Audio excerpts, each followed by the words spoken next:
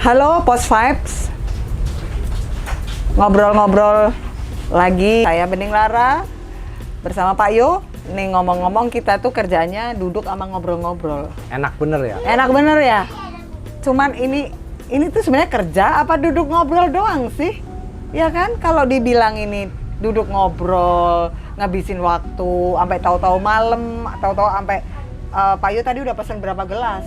Saya udah gelas ketiga tadi. Iya, nah, betul. Itu berarti kan orang ini kok nggak ngapa-ngapain sih, nggak kerja. Ada kerjaan. Tapi kita kerja nggak sekarang? Kerja lah. Kerja. Kerjanya keras nggak Pak Yu? Kerja keras. Iyalah. Tapi ada tambahan lagi nih. Tapi kayaknya orang lihatnya kan apa sih? Kerasnya. Ngobrol-ngobrol doang, enak-enak doang gitu kan. Ya. Nah nih. Dari kecil kita dengar lah di mana-mana. Kalau mau sukses, kamu harus kerja keras. Nah, bener nih, ini banyak nih orang-orang yang sudah kerja keras nih Pak Yo. Cuman, terus ternyata kok yang sukses adalah cicilannya. Ya, ini gimana nih Pak Yo? Jadi kan overwhelmed, exhaust. Jadi kecapean dengan udah nggak ada energi lagi. Ya. Jadi memang harus kembali kepada kerja itu menurut kita apa? Kita memandang sebagai apa pekerjaan itu? Apakah sebagai sebuah kewajiban, keharusan yang membelenggu kita, atau sebenarnya sebaliknya pekerjaan adalah sebuah hal yang membebaskan kita luas sehingga kreativitas muncul, sehingga gairah itu besar misalnya begitu. Yang satu kan tadi membelenggu. Bagaimana orang terbelenggu dengan pekerjaannya bisa bergairah? Kagak bisa, sempit sekali pandangannya. Meskipun dia kerja keras sampai lembur, nggak tidur ya. Karena sempitnya ini orang berpikir bahwa harus bekerja keras. Capek banget. Iya, itu yang terjadi kan.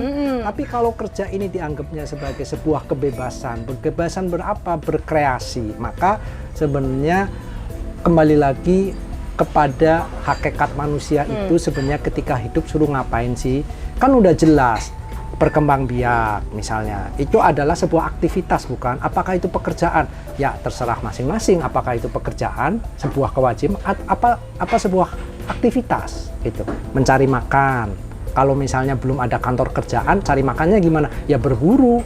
Iya kan? Ke hutan, kemana gitu. YouTuber Pak Yo.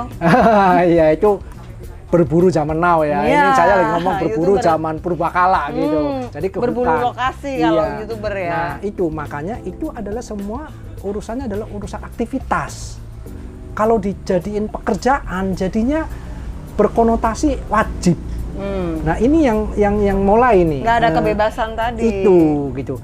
Bukan berarti kerja formal itu juga jadi sebuah kewajiban dan tidak bebas gitu. Tapi ini kan cuma cara pandang.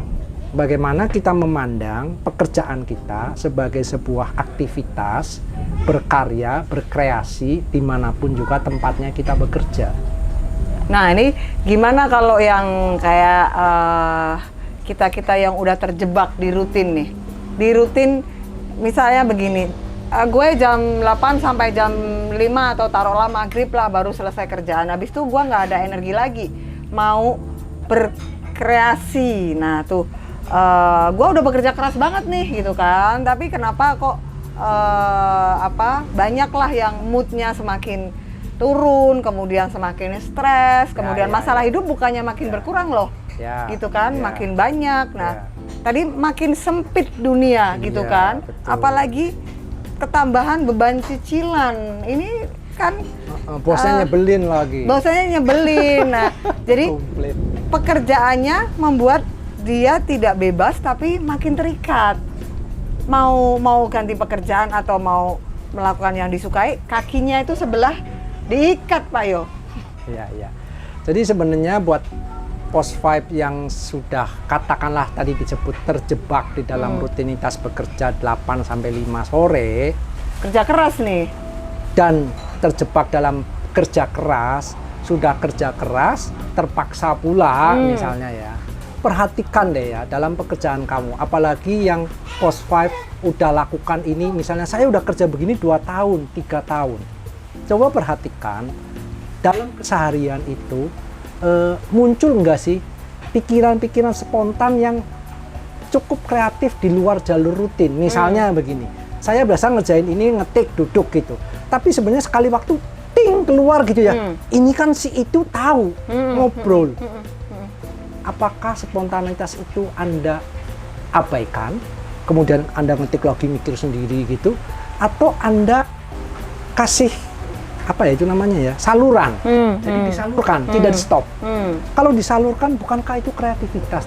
Tiba-tiba Anda BA, ya, muncul, aktif, ya, atau tiba-tiba Anda telepon extension dia. Oh, saya tahu nih kalau urusan ini Mbak Bening jauh lebih tahu. Mbak Bening, ini kan jadi sesuatu yang kreatif. Keluar dari rutin ngetik menjadi ngobrol, tapi ngobrolnya apa? Ada kepentingan ke sini. Jadi saya yakin setiap orang yang kerja rutin, bosan, jenuh, itu karena mengabaikan spontanitas yang muncul. Mengabaikan suara hati. Pasti udah ngomong kadang gini, kadang kita lagi kerja ya, kayaknya gue pengen jadi penulis nih, misalnya copywriter lah ya. Nah, ntar sore-sore kadang ketemu temennya yang udah jago copywriter, tapi diabaikan apa enggak, gitu kan. Ada yang malah, yuk ntar abis kantor ketemuan ya, gitu kan. Banyak. Ada juga yang kagak, yang malah, udahlah nggak ada gunanya, gua kan kerjanya nggak copywriter misalnya. Betul, jadi manusia itu udah dibekali dengan tools yang lengkap kok kalau kita bisa mendengar apa spontan yang keluar. Bayangin nih ya, kita merasa harus kerja terus kita ingat, topik ini si itu seneng. Enggak, saya harus selain ini. 2 jam lagi saya harus selain. Pada akhirnya kan nggak mau terganggu nih, nggak mau telepon-telepon, nggak mau buka handphone. Pada akhirnya juga orang kebanyakan buka handphone yang enggak. Ya kan? Ting bunyi. Lah, ting bunyi dilihat. Tadi ting urusan pekerjaan penting diabaikan. Itu loh. Jadi kenapa ting yang bunyi ini nggak ada hubungan sama kerjaan kok terus dilihat? Notifikasi gitu ya, terus ketawa-ketawa, gosip setengah jam. Karena dia mengabaikan ting yang satu. Kalau dia tidak mengabaikan yang itu, dia akan, ini kan juga kreativitas, beralih dari rutin kan. Tapi karena yang tadi diabaikan, ambilnya yang ini nggak ada gunanya. Isinya gosip ya, yang nggak ada hubungan sama kerjaan loh. Jadi tolong coba perhatikan spontanitas itu yang keluar dari dalam pikiran. Itu adalah tools yang lengkap dari diri yang sangat kreatif untuk keluar dari kejenuhan Anda. Jadi Anda nggak usah nyari-nyari, aduh gue jenuh mesti ngapain ya, mesti ke pantai, mesti lesep. Enggak. Ke Bali dong Pak Yo. Iya, tubuh itu udah kasih kok sinyal-sinyal itu. Cuma kita sering abaikan gitu. Menarik sekali, indah sekali. Artinya sebenarnya kita nggak masalah juga kita yang udah punya kerjaan rutin nih Pak Yo ya, terusin aja, tapi tetap dengerin suara hati tuh lu pengen lakuin apa sih? Nah, tetap dikasih space. Mungkin ketemu orang yang kesukaannya sama, mungkin kalian belajar lagi yang kalian sukai, relatif dengan pekerjaan gitu. Nah, artinya ada sampai akhirnya ketika kejenuhan itu bisa tersalurkan dengan baik, kita di pekerjaan yang rutin ini bisa lebih smart Pak Yo. Betul. Bener nggak sih? Betul.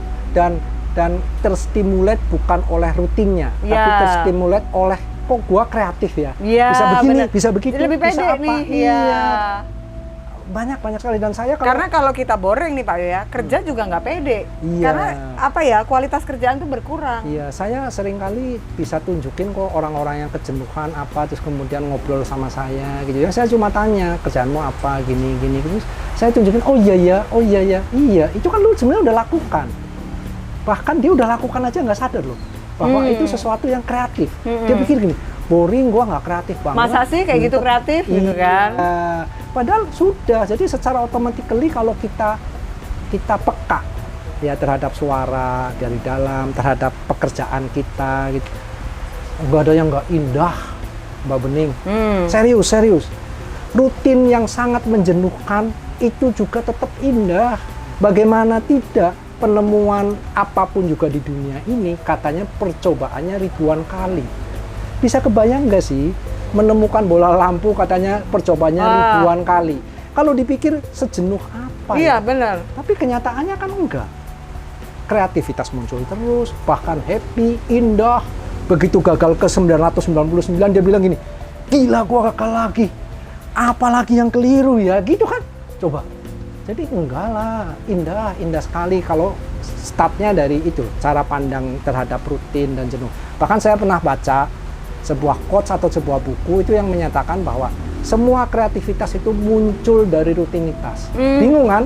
Jadi, nah, tuh. Orang kan taunya harus keluar dari rutinitas baru kreatif. Padahal Nah, enggak. sepakat Pak Yo. Jadi, saya pernah diminta untuk riset nih. Itu dari mana genuinity itu come from? Otak jenius itu muncul dari mana? After boring time. Nah. Jadi boring sampai dia melakukan lagi Tapi dan lagi terus. sampai boring, tapi, Tapi terus di situ. ya kan di situ. Iya. Nah, muncul nih jenius. Iya. Nah, disitulah ada energi yang melimpah-limpah. Iya. Nah, artinya ketika disitulah kita bisa melewati level rutinitas dan boring, itu ada transform di mana kita bisa lebih cerdik, Iya. lebih smart, bekerja lebih bijak. Setuju. Nah, terima kasih Post 5, ngobrol-ngobrol kita. Tetap terima rutin dan keboringan itu dengan apa adanya. Betul. Ya, karena di balik keboringan itu ada ide jenius. Iya. Karena apa? Idenya bukan ide yang prematur. Iya, atau yang niru-niru. Niru-niru, ya niru-niru perlu diuji dulu Iya, dong. itu kan dari proses. Ya, rutin itu juga menguji Iya. ketahanan ide kita sehingga karya kita lebih smart dan bijak. Terima kasih Post 5. Ngobrol terus, saya Bening Lara bersama Pak Yo.